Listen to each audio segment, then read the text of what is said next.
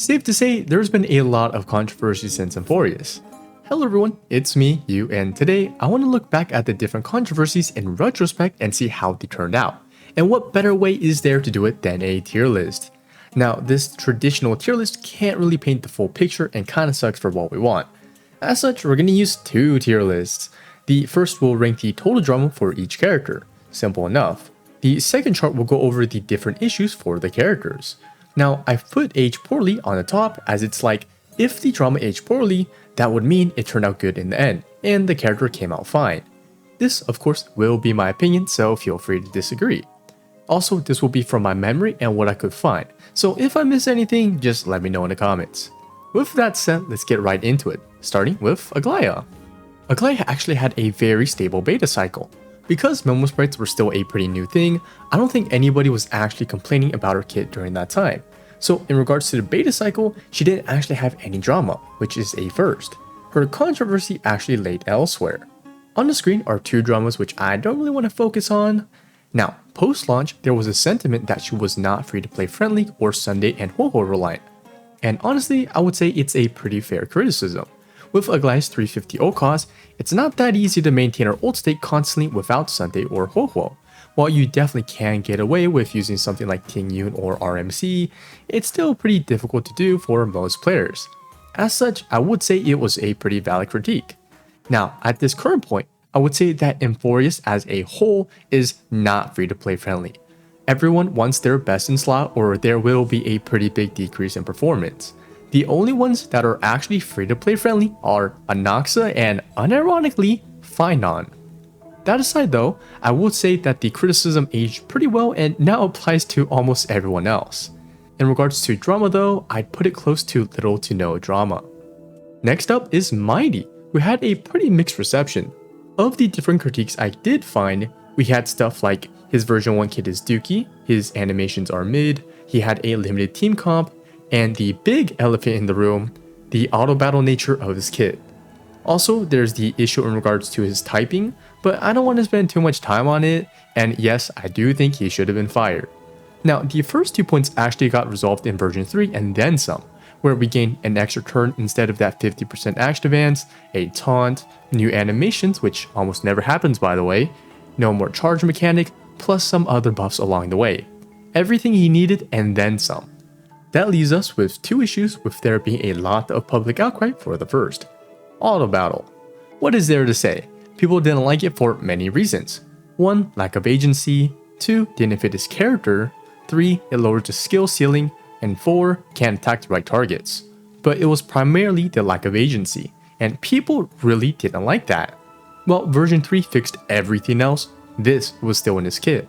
So to my tier lists, I actually do think it's a pretty valid concern. However, it's pretty difficult to rate how this concern aged. On one hand, it did lower Mydei's skill ceiling, but on another, it overall shouldn't have influenced his performance too much.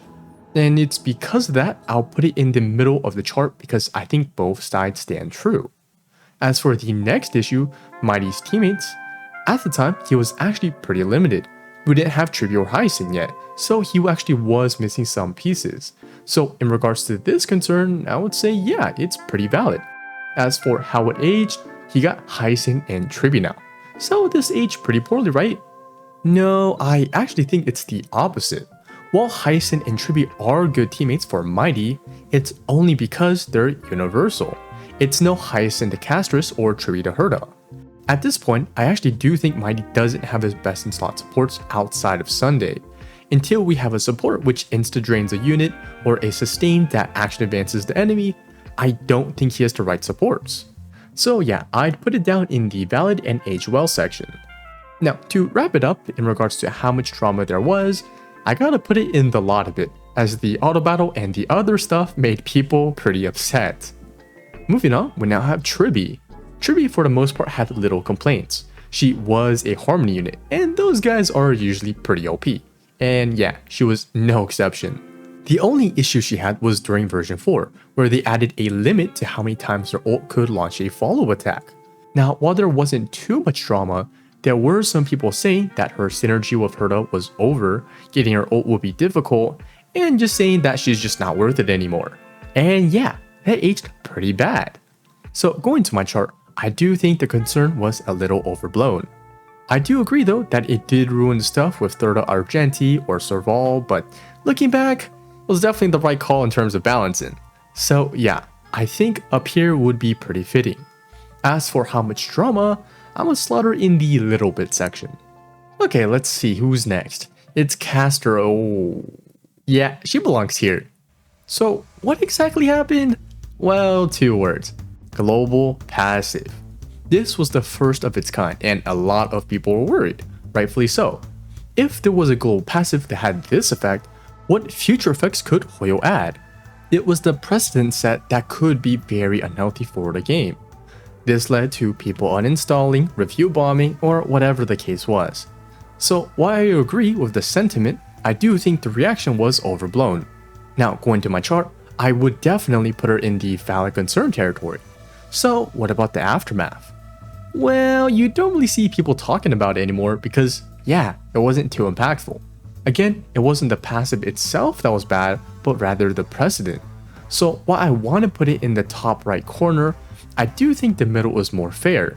As while Castorice's global passive in the end turned out to be a nothing burger, the focus was rather on the future. So this could still potentially age good or bad, we'll just have to see. While there were some stuff in regards to the kids, all the attention was at the global passive. This other stuff was people saying her version 3 was weak or bad, which by the way was close to her current finalized version. So yeah, that didn't age well at all because she is really strong. Moving on to Anaxa, he actually had a lot of drama during his beta too. Now, because his issues are all over the place, I've opted to group his first concerns into something I'll just call Anaxa. Here, people were upset that Anaxa had super bland animations compared to Castorice. People were upset that Castorice was getting so much more attention via promos and teasers, and people were upset that he was weak compared to Castorice. So yeah, there were disputes with Castorice, which led to takes like Anaxa was made weak to push Castorice. This coupled with the last minute version 6 nerfs to Anaxa led to further drama and a back and forth between some people in the Anaxa and Castorice subreddit. Personally, I think this drama in particular was extremely overblown, as people were omega toxic to each other for animations and teasers. Personally, I think Anaxa's quick and simple animations, whilst being that strong, is dope as hell. Now, Anaxa and Castorice both have been getting a lot of love since then, so yeah, I think this aged like milk. The next thing for Anaxa is that version 6 nerf. TLDR, a 12.5% decrease in damage for his skill, and a 20% decrease in his ult. And of course, people got really upset, especially because it was so last minute, seeing how it was version 6, something Hoyo almost never does. And of course, this fed into the previous point. Now, even back then, I was saying that Anaxa was just fine, as his skill still had the same multiplier as Fei Xiao's ult. So yes, he was very strong. And seeing how he's still one of the best DPSs to this day despite that nerf, you can only imagine how strong he'd be if he didn't get those multiplier nerfs. So just like the previous point, aged poorly and an overreaction. In regards to the total drama, I gotta put it in the lot of bit as well. Next up, Hyacine. Her beta cycle had actually little to no changes and then some buffs as well. It was a very calm period, and overall, there's been little to no drama over her back then and even now. So I'll just put her straight away into the zero drama category. However, for some time now, there's been talk about her light cone, which has an HP drain mechanic locked behind it, something not located in the base kit.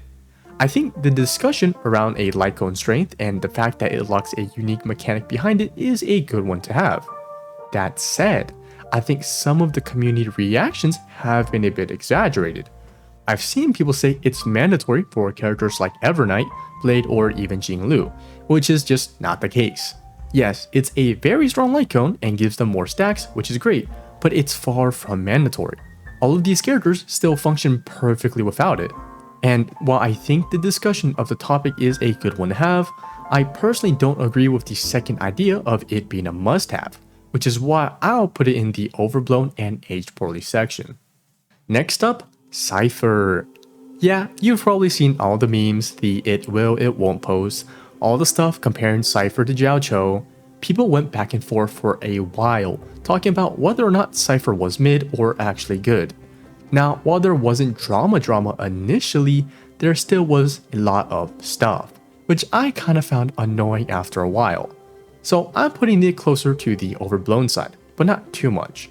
In regards to performance, many were saying it depended on the game mode, which is true. But at this moment, Cipher is just better than Jiaoqiu in most teams and scenarios. So overall, I think it aged pretty bad. When it comes to drama though, we got version 5 Cipher, who got giga nerfed from version 4, where she had some broken stuff. For example, that 200% attack in her E1. The big thing that many people were talking about though was that follow-up, which got its multiplier cut in half. And of course, this is when people started dooming. Worse than 2.x character, blah blah blah. The it won't memes also just started to pile in. I made a video about it back then, and yeah, I was right. It was an overreaction, and also aged like milk. She's currently a top tier character, so imagine if she had her broken E1 or version 4 follow-up attack. So for my chart, she deserves the very top left. Look, I don't remember getting cooked in my Cipher video back then, okay? So I'd know. Now, in regards to the drama, primarily caused by version 5, I'll definitely be putting it at the top of the lot of it section. Moving on, we have Phainon. His beta didn't have many changes, and with most of the drama usually happening during the beta, that should mean smooth sailing for him like Hysilens, right? Sadly, that was not the case. While people were really hyped for version 1 due to the big numbers, after people started looking into it more, the sentiment greatly shifted the other way. Now, there were a lot of different talking points, but for my video, I'm just gonna group them up into 2 categories. For the first one, I'll just have to summarize it as he has a clunky kit and is pretty restrictive in a sense. Here, people had concerns on his limited skill expression, action value stuff, oversaturation on stats, downtime causing issues, his AoE performance, and the list goes on. All of these things, valid points, and to this day, these concerns are still affecting Phainon. As such, for my chart, I'm gonna put him on the very bottom right. On the other hand though, I'll just have to call it Phainon doom posting. Due to the issues mentioned, there were quite a lot of people misinterpreting them and just chalking it up to, oh, so he's shit then. Which led to some people saying he needs E2 or Cerydra to fix his kit. I would say, due to the manner and reasoning leading up to these particular doom posts, I'd have to say it was an overreaction. Now, given how little he's changed since the beta, I think it's fair to say that these types of doom posts have aged pretty poorly, as he's still a top tier character. So, for my chart, somewhere in the middle of aged poorly and overblown. As for the drama tier list, definitely the lot of it tier, but on the lower end. Next up, Cerydra, and oh boy, there was a good bit of controversy. Now, looking at this meme, some would believe that her main controversy was that she's hyper-specific, only being good for Phainon and Anaxa. And I'm here to say that is so cap and not accurate at all.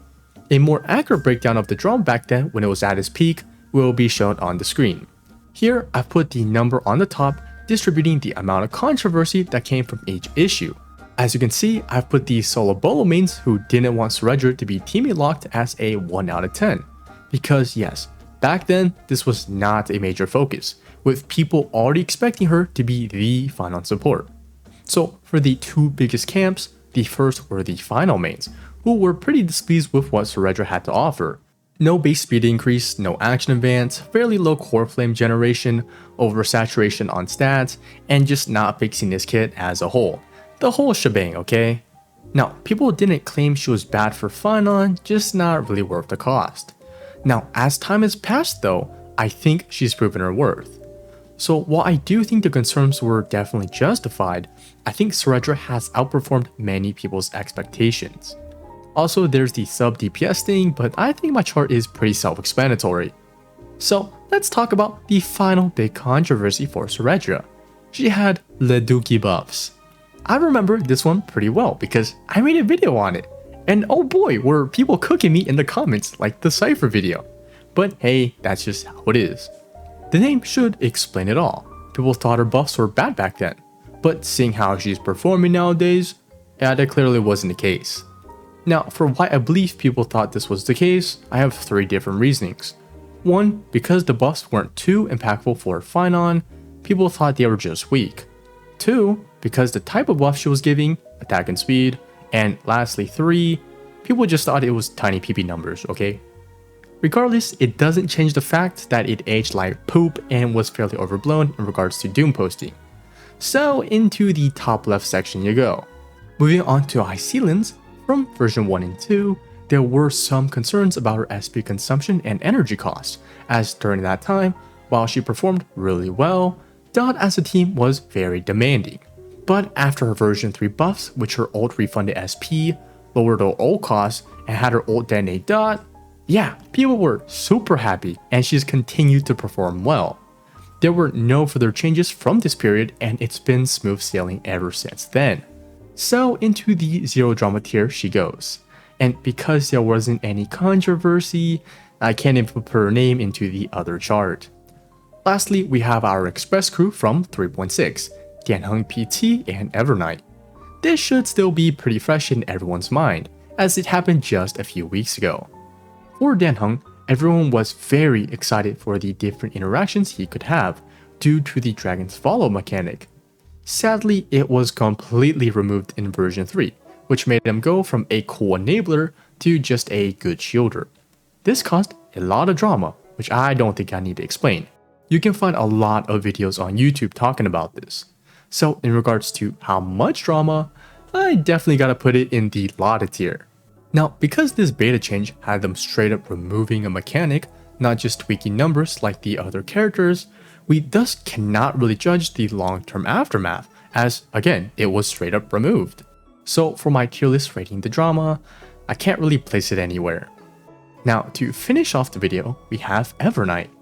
Evernight's been very strong throughout the beta, and while she did experience a minor hiccup in version 3, her version 5 made her the strongest she's ever been, similar to Aglaea.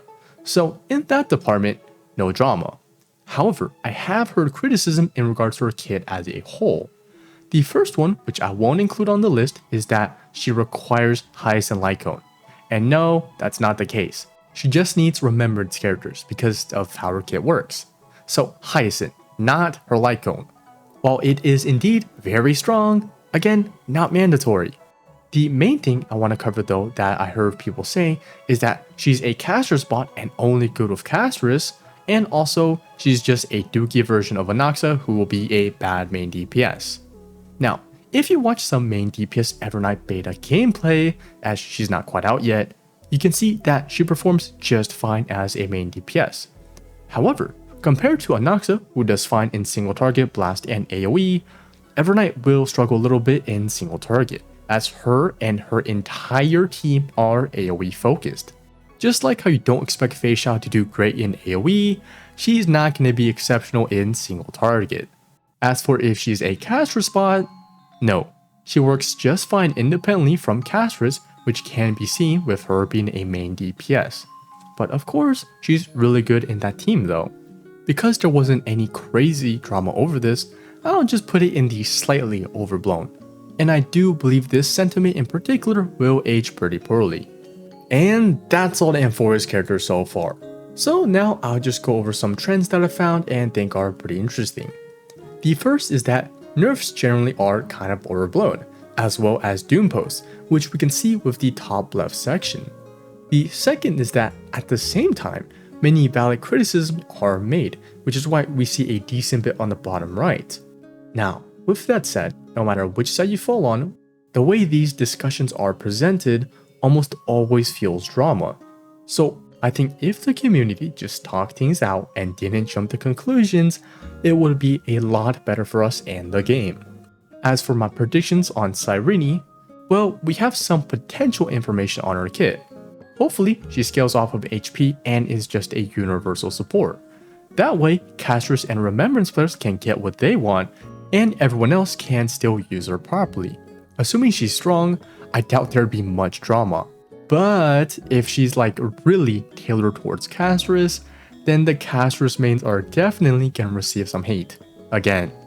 And yeah, now that's the whole video. Just want to say it's been a while since I posted, and that's my bad.